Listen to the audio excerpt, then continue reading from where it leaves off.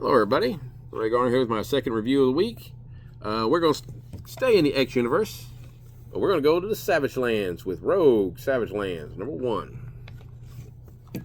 1. This book is written by Tom Seeley, and the artist's name, and I'm going to apologize to her because I'm really probably going to butcher this name, but we're going to try.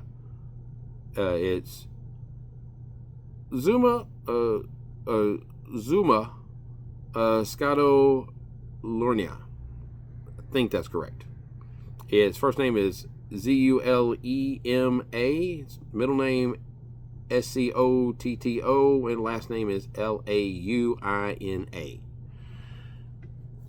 This is set after Uncanny X-Men 247, which would have been, off the top of my head, about 93, 94, I believe.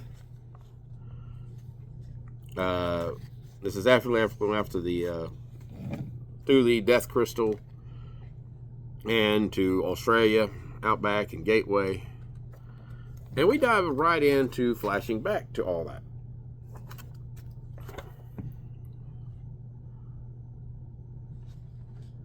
Then we have the undead version of Carol chasing Rogue, and Gateway teleporting her to the Savage Lands. And, really nice drawing of the whole, dinosaur outback country of the Savage Lands.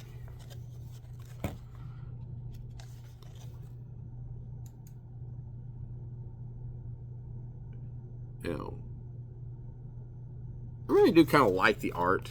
I really want to compliment the art here. Great background scenes. Rogue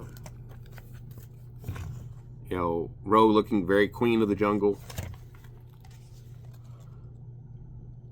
Hell, we even get to the, she starts giving off little rules when you're in the deals.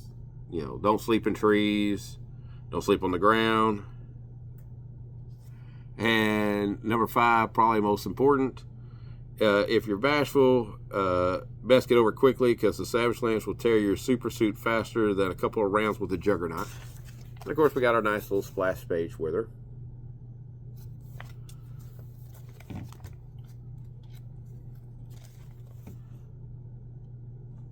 But then we have, basically she starts figuring some stuff out. But we have a very heartfelt deal around the fire about how lonely she feels. About how her powers were always making her lonely. And now she's completely alone. But now her powers can bring back the memories almost like they're there of the people that she's absorbed over the time. And I really like that panel. It's got a lot of great flashbacks to some of the characters and the looks of the 80s and 90s, which is when I was at my height of comic collecting. And then we got undead looking sea critters coming through, which she hides from. Now my memory is a little foggy from almost 30 years ago, but I don't remember for sure, but it looks like Rogue had lost almost all of her mutant powers during this time frame. Something was going on in the Savage Lands. And we find out at this point that all this was her recapping what's been going on before Magneto helped save her.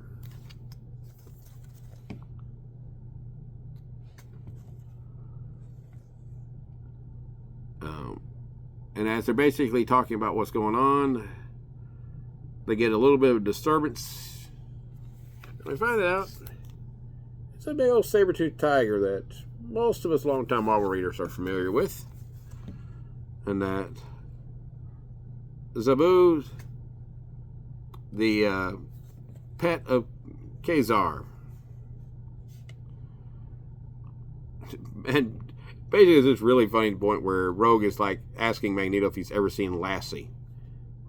Because he obviously is wanting her to follow him. So Magneto's like, I have removed myself from humanity. I removed myself from mutants. I'm not dealing with any of this stuff. She's like, okay, well, fine, I am. So she takes off to go help. Really cool little panel there. I like that panel. Her jumping there with almost like a vine. And then Magneto, who had basically brought up some nails and stuff when he got threat. There's a scene where he's bleeding from the nose just from controlling that small amount of metal.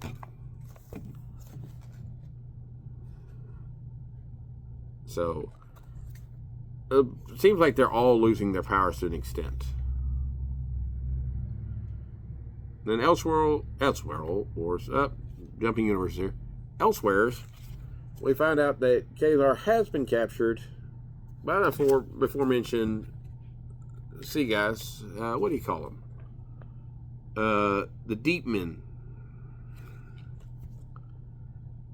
And get a little splash page at the end. And they're taking him across the dried out sea to a temple to sacrifice him to try to appease some gods. And that is almost the end, but then we get just a little bit of epilogue. Now, we have Brainchild, who I do remember, and we have Princess Zolendane, who I honestly don't remember. I mean, she looked familiar, but I'm going to have to look her up because I don't honestly remember this character for sure. And she apparently has some big plans and says she wants to be a god. And I assume the whole reason behind the loss of mutant powers going on is probably something to do with her. Because there is a deal where she seems to be controlling what looks like a piece of metal that she crushes into a rock.